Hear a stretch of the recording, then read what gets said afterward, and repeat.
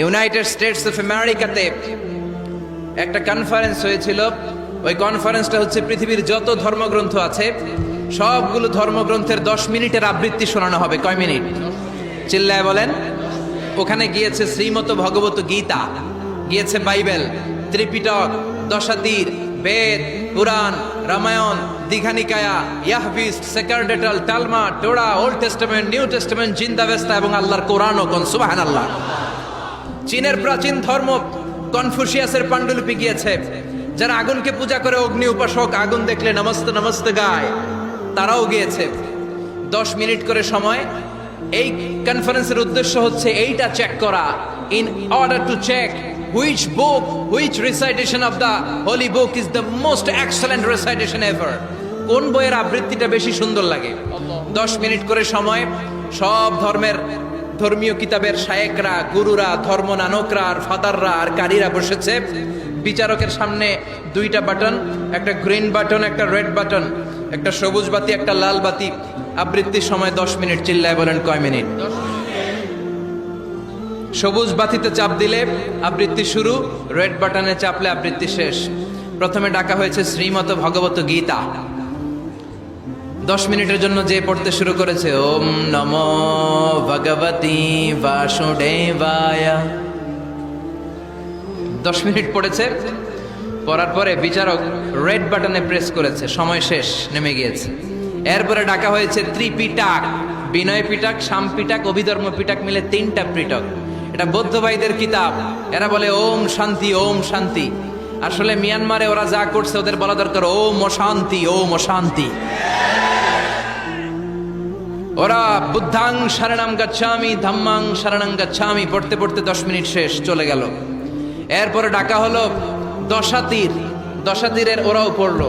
এরপরে ডাকা হলো গ্রন্থ সাহেব, পড়লো। জিন্দাবেস্তা পড়লো 10 মিনিট। এরপরে ডাকা হলো ভ্যাটিকান সিটির পোপকে। গত মাসে পোপ আসছিল না? এই পোপের আগের পোপ, তাকে ডাকা হলো to recite the Holi Bible for 10 minutes. 10 মিনিটের জন্য বাইবেল পড়তে আসেন।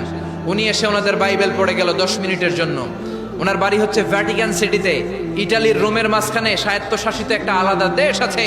ওইখানে শুধু পোপরা থাকে, যারা বিয়ে টিয়ে না করে খ্রিস্টানদের ফাদার, প্রোটেস্টান্ট, অর্থোডক্স আর রোমান ক্যাথলিক, ওরা সেইখানে রাজ্য স্থাপন করেছে। গোটা বিশ্বের খ্রিস্ট ধর্মকে তারা চালায়। তারা 10 মিনিট সব ধর্ম গ্রন্থের আবৃত্তি এবং তেলাওয়াতের পরে সর্বশেষে মুসলমানদের ধর্মগ্রন্থ কোরআন আবৃত্তি করার জন্য ডাকা হয়েছে। এসেছে মিশরের কারি Abdul Basit Ibne Abdus Samad. যারা ওনার তেলাওয়াত শুনেছেন দেখবেন উনি তেলাওয়াত করে আবার সময় নেয়, আধা মিনিট শ্বাস নেয়, আবার লম্বা দম নিয়ে তাল লয় নিয়ে টান দেয়, আবার পিছন থেকে টান দেয়। তাকে ডাকা হলো now the representative of Muslim community Abdul Basit Ibne Abdus Samad will now recite the holy book Quran for 10 minutes. মিশর থেকে আসা মুসলিম জাতির প্রতিনিধি তাদের ধর্মগ্রন্থ কোরআন নিয়ে এবার 10 মিনিট তেলাওয়াত করবে। কয় মিনিট? উনি দাড়ি রাখেন না, ক্লিন শেভ, পাতলা একটা চাদর আর জুব্বা পরে চলে এসেছে মাইকের সামনে। এসে আউযু বিল্লাহি মিনাশ শাইতানির রাজীম বলে টান দিয়েছে। সময় কয় মিনিট? উনি সূরা ফাতিহা পড়তে সময় নিয়ে নিছে 13 মিনিট। শ্রীমত ভগবত গীতাওয়ালারা হাততালি দেয়, সময় শেষ, কোরআন গেছে। কিন্তু কি আজীব তামাশা, বিচারক তো লাল বাতি চাপে না। বিচারককে লাল বাতি চাপার বিষয়টা ভুলিয়ে দিয়েছে কে? কেউ যেটা পারে না সেটা পারে কে? আব্দুল বাসিত কয় এই তো সুযোগ পাইছি আমি। বিচারক যেহেতু লাল বাতি চাপে না, আমি আরেকটা সূরা ধরি। উনি কোরআনের সবচেয়ে সুন্দর সূরা, সূরা আর রহমান তেলাওয়াত শুরু করলেন। উনি উনার গলায় আল্লাহ যত সুর দিয়েছিলেন সব সুর, দরদ, আদর ঢেলে দিয়ে সুরের ঝংকার তুলে পুরো কনফারেন্সকে মাতিয়ে দিলেন। 15 মিনিট হয়ে যায়, বিচারক লাল বাতি চাপে না। 20 মিনিট, 25 মিনিট, 30 মিনিট হয়ে যায়, লাল বাতি চাপে না। এদিকে অর্গানাইজিং কমিটির প্রধান চেয়ার থেকে উঠে এসে বিচারকের গায়ে ধাক্কা দিয়ে বলে, এই man, what's the hell are you doing here? What's wrong with you? Why aren't you pressing the red button? লাল বাতি চাপোস না কেন? ওরে ধাক্কা দেওয়ার পরে বিচারক ভূত দেখার মতো চমকে উঠছে। কি? হ্যাঁ, লাল বাতি।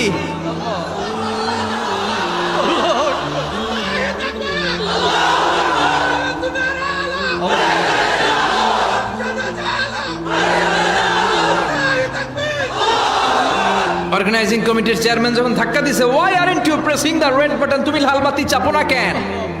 ভিমডি খেয়ে ওর সেলাপ দিয়ে কি, হ্যাঁ লাল বাতি নীল বাতি, কোন বাতি কোন বাতি? হুশ নাই, ওর হুশ নিয়ে গেছে কে? আবার যখন আব্দুল বাসেদের তেলাওয়াতের দিকে তাকায় আবার বেহুশ।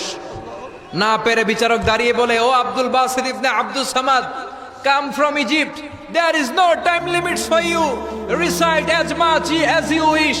ও আব্দুল বাসেদ, আজকের এই প্রতিযোগিতায় তোর জন্য তেলাওয়াতের কোনো সময় নাই, তোর যত মনে চায় তুই পড়ে যা।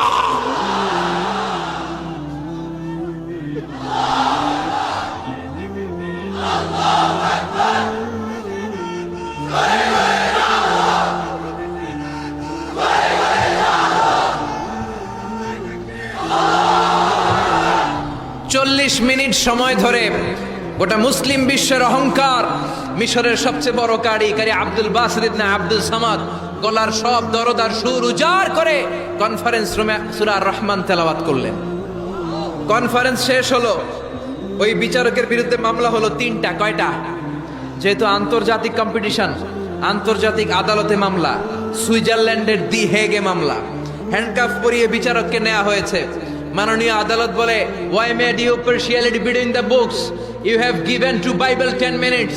You have given to Srimata Bhagavata Gita 10 minutes. You have given to Tripitaka 10 minutes. Why have you given extra 30 minutes for Quran? সব ধর্মগ্রন্থরে 10 মিনিট দেওয়ার কথা, বাইবেলরে দিলি 10, শ্রীমত ভগবত গীতারে দিলি 10, ত্রিপিটকরে 10, কোরআনরে অতিরিক্ত 30 মিনিট, মানে আগের 10 আর 30 মিলে 40 মিনিট দিলি কেন? বিচারক বলে, অনারেবল জাজ, I have a humble question to you. মাননীয় আদালত, আমার একটা বিনয়ের প্রশ্ন আছে। আদালত তো টাসকি খেয়ে গেছে, কিরে আমার এবার প্রশ্ন করে কেন?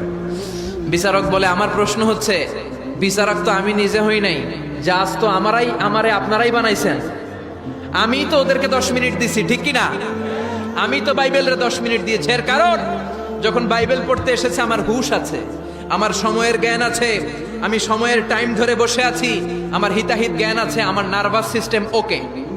10 মিনিট শেষ, আমি রেড বাটনে চেপেছি, উনি নেমে গিয়েছে, বাইবেলকে ডেকেছি, বাইবেল শেষ, শ্রীমত ভগবত গীতাকে ডেকেছি, গীতা শেষ, ত্রিপিটককে ডেকেছি। কিন্তু এই মিশরের কারি আব্দুল বাসেদ জুব্বা একটা পরে কোরআনটা হাতে নিয়ে মাইকের সামনে এসে কি যে বলে একটা টান দিল, ওই টান দেওয়ার সাথে সাথে আর আমার হুঁশ নাই। আমি কি সাগরের উপর, নাকি মহাশূন্যে, নাকি জমিনের অতল গহ্বরে? আমি কোথায় বসে আছি, আমি কোথায় দাঁড়িয়ে আছি, আমি নিজেই জানি না। আমার সময়ের কোনো জ্ঞান নাই, আমার হিতাহিত বুদ্ধি নাই, আমার নার্ভাস সিস্টেম ফল ডাউন করেছে, আমার শরীরে ভাইব্রেশন শুরু হয়েছে, কাঁপুনি শুরু হয়েছে। মাননীয় আদালত, যখন একটা মানুষের হিতাহিত জ্ঞান থাকে না, যখন একটা মানুষের সময়ে কোনো বিবেক বুদ্ধি থাকে না, যখন কারো নার্ভাস সিস্টেম ফল ডাউন করে, কি এক মন্ত্র সে পড়তে শুরু করলো, আমার হুঁশ সে কেড়ে নিল, আমি কিছুই বুঝতে পারছি না। যখন আমি আমার সাথে নাই, যখন আমার হুঁশ নাই, যখন আমার নার্ভাস সিস্টেম ফল ডাউন করেছে, এরকম একটা পরিস্থিতিতে যখন আমি medically unfit, how can I press the red button? You answer me. কেমন করে আমি লাল বাতি চাপবো তুমি বলো? প্রিয় ভাইয়েরা, আপনারা যারা আইন নিয়ে পড়াশোনা করেন তারা জানেন, কেউ যদি মেডিকেলি আনফিট থাকে তার কোনো বিচার হয় না, ঠিক কিনা? পাগল খুন করলেও বিচার নাই, ঠিক কিনা? সে কোরআনকে অতিরিক্ত সম্মান দেওয়ার কারণে সর্বশেষে এই বিচারকের কোনো বিচারই হয় নাই। বেকসুর খালাসের ব্যবস্থা এই বিচারককে করে দিয়েছে কে? এই জন্য ওই কোরআন ধরতে রাজি আছো মুসলমান? পড়তে রাজি আছো মুসলমান? ওই কোরআনের জন্য মরতে রাজি আছো মুসলমান? অনেক আলোচনা হয়েছে, 3টা কর্মসূচি নিয়ে বিদায় নিতে চাই। কর্মসূচি নাম্বার 1, কোরআন তেলাওয়াত করতে জানতে হবে। রাজি আছেন? যারা জানি না তারা শিখবো। 2 নম্বর কর্মসূচি, মাতৃভাষায় প্রতিদিন কোরআন পড়বো। কোরআনের বঙ্গানুবাদ পাওয়া যায় মোবাইলে, অ্যান্ড্রয়েড সেটে কোরআনের ট্রান্সলেশন পাওয়া যায়, বঙ্গানুবাদ। প্রতিদিন একটা আয়াত হলেও আমরা কোরআনের অর্থ পড়বো। 3 নাম্বার, বাঁচি আর মরি কোরআনের পক্ষে থাকবো। চিল্লা এখন ঠিক কিনা? এই কোরআন আমাদের প্রাণ, এই কোরআন আমাদের জান। এই বাংলার জমিনে কোরআনের আইন চালু হোক, আমরা চাই কি চাই না? যারা কোরআনের বিরুদ্ধে কথা বলবে ওদের সাথে আমাদের কোনো সম্পর্ক। আল কোরআনের বিরুদ্ধে একটা আইনও বানালে ওই আইন আমরা মানবো না। চিল্লায় বলেন ঠিক কিনা? আমরা এই কোরআনকে বুকে ধারণ করতে চাই। রাজি আছো মুসলমান? হাত তুলে আল্লাহর দেখা।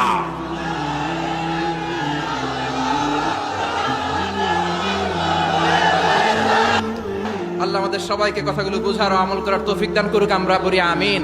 ওয়া আখির দাওয়ানা আলহামদুলিল্লাহি রাব্বিল আলামিন।